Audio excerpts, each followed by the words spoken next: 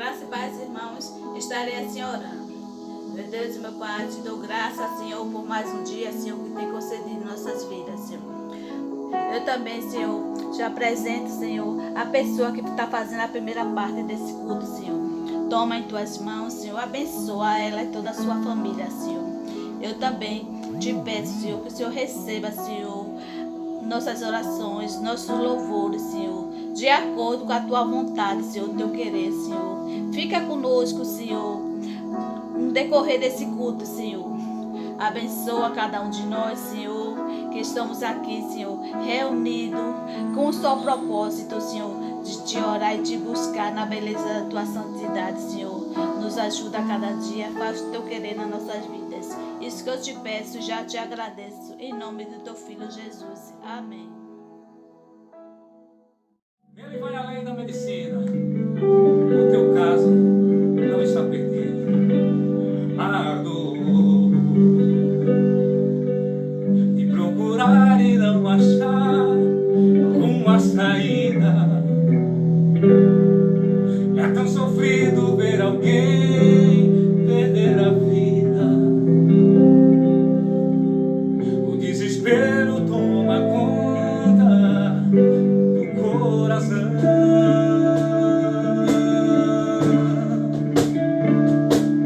A dor de se clamar a petição não respondida, de esperar e ver a vida destruída e concluir que não existe mais o que fazer.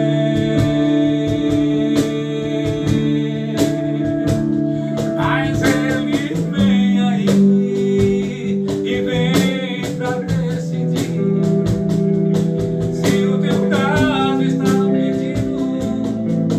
Ele faz o impossível, pois ele tem poder. Ele te faz vencer. Se ele é o seu amigo, o seu nome é Jesus Cristo. Se foi ele quem apareceu depois de 4 dias que Lázaro morreu, aquela tumba fria já não existia uma esperança, uma solução. Que foi ele mesmo quem falou que ele é a vida e a ressurreição. Quando ele disse Lázaro, sai para fora, ele surpreendeu aquela multidão. Ele vai além da medicina. Quando ele tem a sua mão,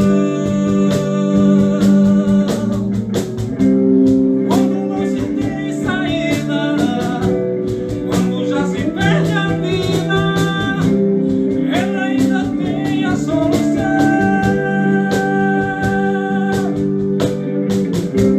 Ele ainda tem a solução. Amém. A graça e a paz.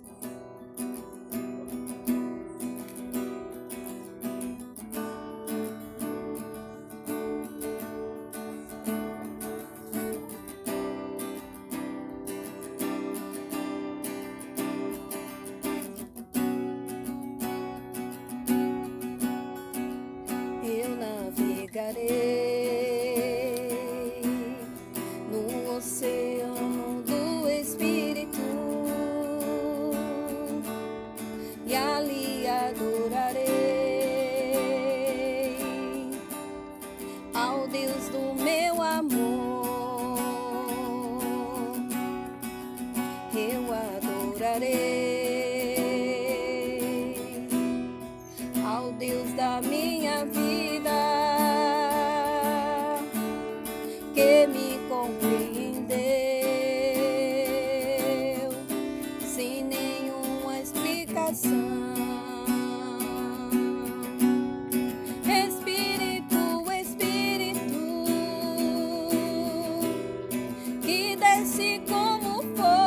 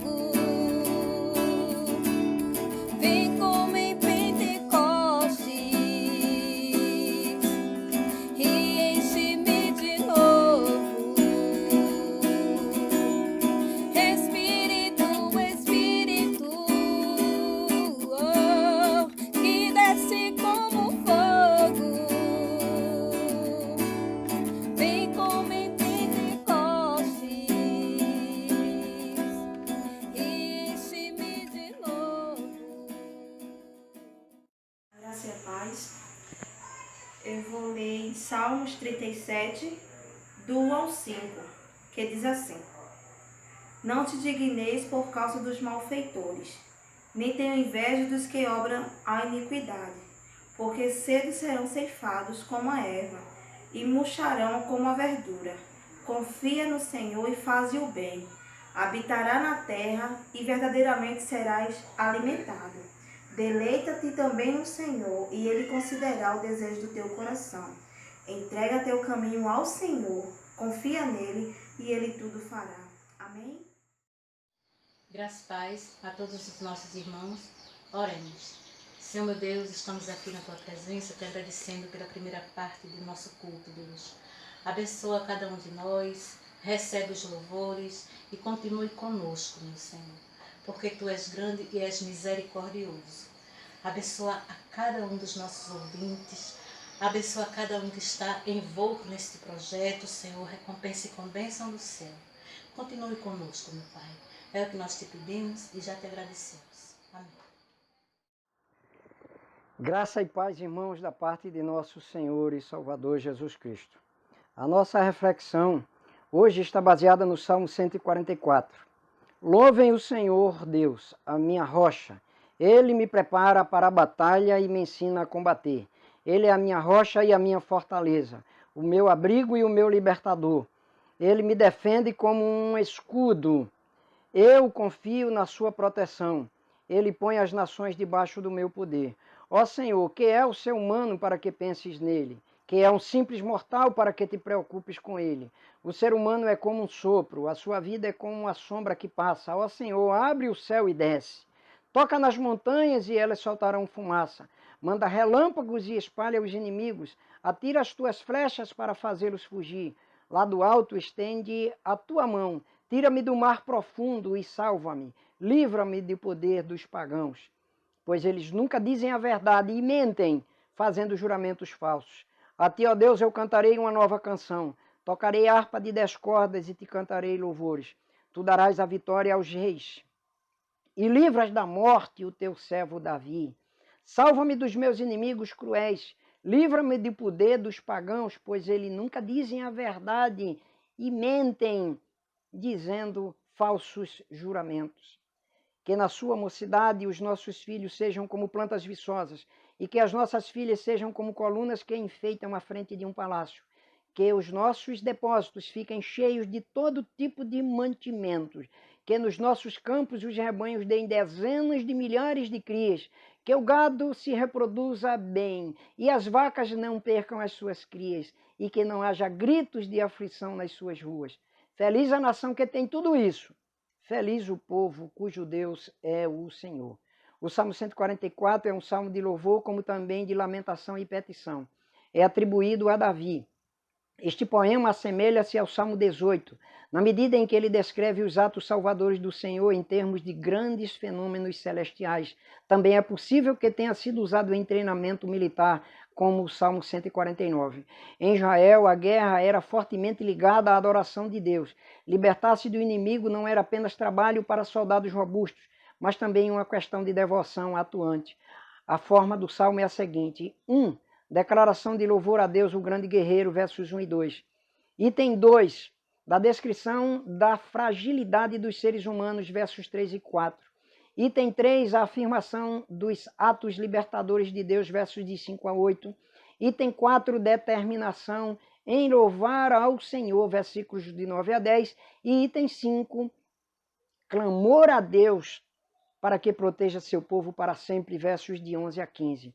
Foi composto na fase monárquica de Davi, justamente na ocasião de um embate militar. É difícil definir se o embate já havia sido travado de modo que o salmista estaria agradecendo ao Senhor, ou se, esperançoso da vitória, ele ora, antevendo então o socorro de Deus e a capacitação divina. De qualquer modo, Davi revela que suas batalhas não eram vencidas por sua força e capacidade de comando, mas pela intervenção benéfica de Deus. Por isso, esse salmo de Davi serve de agradecimento e louvor a Deus por 5 principais benefícios dirigidos aos seus servos. O primeiro benefício é a capacitação. O início do salmo é uma declaração enfática do caráter protetor do Senhor. Davi o chama de minha rocha, meu benfeitor, meu castelo, minha cidade alta, meu libertador. E diz, nele eu me refugio. Ao chamá-lo minha rocha, Davi o compara a locais altos nas montanhas que fornecem proteção dos seus esconderijos e pela posição elevada, propícia para a defesa de inimigos que vêm de um nível inferior. Ao chamá-lo meu benfeitor, ele dá ênfase ao produto de uma ação amorosa e misericordiosa de Deus em benefício dos servos. Ao chamá-lo meu castelo, Davi compara Deus a uma cidade cercada com fortes e altos muros que visam a defender os moradores de inimigos invasores.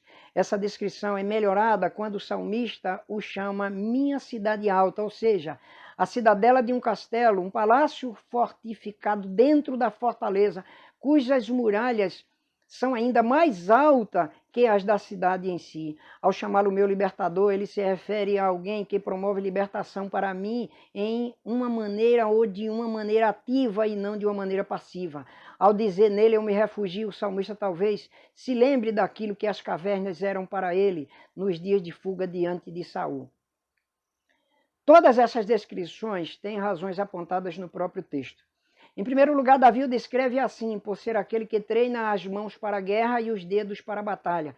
Com isso, o salmista se abstém de chamar para si, de clamar para si a responsabilidade e o louvor das vitórias, rendendo a Deus a ação de capacitá-lo para todas elas. Em segundo lugar, ele explica que Deus é aquele que submete nações sob o meu comando. Em outras palavras, os grandes feitos do rei no campo militar, dando a Israel um caráter imperial, se deviam à capacitação divina. O segundo benefício é a graça, a ação capacitadora de Deus. E o sucesso militar não adivinha do merecimento de Davi ou dos israelitas. Na verdade, a fim de dar um tom correto da adoração ao Senhor, o salmista deixa claro que o homem nada é diante de Deus, nem merece nada das suas mãos. Ó Senhor, quem é o homem para que o notes? O filho do homem para que o tenhas em conta? Essas perguntas retóricas devem obrigatoriamente ser respondidas com um sonoro nada, absolutamente nada. Entretanto, Davi não diz isso, não fala isso, porque Deus não note seus servos ou porque não os tenha em conta, mas justamente por notá-los e valorizá-los. Deus realmente se importa com os seus e cuida de cada um com atenção e amor. O Salmo 143 é um agradecimento por esse fato, porém o homem nada que ainda sirva ao Senhor, que ele possa fazer, está muitíssimo abaixo dele e do merecimento de receber seu afeto. O homem é semelhante a um sopro, os seus dias são como uma sombra que passa. Essa disparidade entre a existência daquele que cuida e daquele que é cuidado pinta o quadro em que é exposta a graça de Deus, ou seja, sua disposição de nos dar benefícios imerecidos. O terceiro benefício é o cuidado. Se o homem é como um sopro, uma sombra passageira, Deus é eterno, autoexistente e autossuficiente. Ainda assim, ele se importa com os seus servos e age não segundo necessidades pessoais dele, mas de acordo com a necessidade dos seus servos. Ó Senhor, inclina os teus céus e desce. Essa é uma oração por socorro dirigida a quem está acima dos homens. A disparidade não é apenas de dignidade e existência, mas também de poder. Atinge os montes e eles fumegarão. Dita em termos figurados, essa súplica tem seu sentido desvendado nos versículos seguintes. O salmista não está preocupado com os montes, mas sim com o poder bélico dos seus inimigos. Homens maus, pelo que pede a Deus, abata o exército inimigo na batalha. Atira um relâmpago e os dispersa. Envia tuas flechas e faz-os fugir. Abater os inimigos não é um fim, mas o meio para que o cuidado de Deus pelo seu servo seja impetrado na forma da libertação e proteção da morte do exército estrangeiro. Estende as tuas mãos do alto e livra-me, e resgata-me das muitas águas, ou seja, das mãos dos estrangeiros. O quarto benefício é o controle. No meio do Salmo, Davi se põe a adorar alegremente ao Senhor. Ó Deus, eu entoarei a ti um cântico novo. Tocarei músicas a ti com harpa de 10 cordas. Essa expressão musical de louvor tem como razão o fato de Deus ser não apenas onipotente, mas soberano, ou seja, controlar poderosamente as circunstâncias. Nesse caso, o controle soberano de Deus surge ao dar vitória ao rei Davi, assim como faz aos outros reis, conforme o seu desejo soberano. pelo que o salmista assim o chama, aquele que concede livramento aos reis, aquele que livra o seu servo Davi da espada mortal. Fica claro que Davi rende o resultado final das batalhas ao controle de Deus e não ao poder dos exércitos. Assim, a oração do rei não é um clamor desesperado, mas sim o ato de recorrer confiadamente ao controle soberano de Deus sobre a história do seu povo. Livra-me e resgata-me das mãos dos estrangeiros, cujas bocas falam mentira e cujas destras são destras de falsidade. O último benefício é a provisão. O controle de Deus soberano não se limita às guerras. A oração de Davi também não. Antevendo ou testemunhando a vitória sobre os estrangeiros, o salmista olha para frente e coloca a sua confiança e dependência em Deus para que os rumos, não apenas políticos, mas sociais da nação, sejam por ele dispostos. Ele primeiro olha para os jovens israelitas. Desse modo, nossos filhos serão plantas que crescem na sua juventude. Nossas filhas serão como colunas entalhadas na estrutura de um palácio. Davi não tem em mente apenas a sobrevivência à guerra e o crescimento saudável dos jovens, mas também sua educação e formação de um caráter honesto e valoroso dentro de Israel e diante do seu Deus. Ele também considera sobre os suprimentos necessários para o sustento do país. Os nossos celeiros estarão cheios, providos de vários tipos de alimento. Nossos rebanhos se multiplicarão aos milhares e serão incontáveis aos nossos campos. Ele vê a nossa condição. Ele vê toda essa condição de os israelitas terem um tempo de prosperidade e não de choro, desespero e clamor por causa da fome típica da derrota na guerra.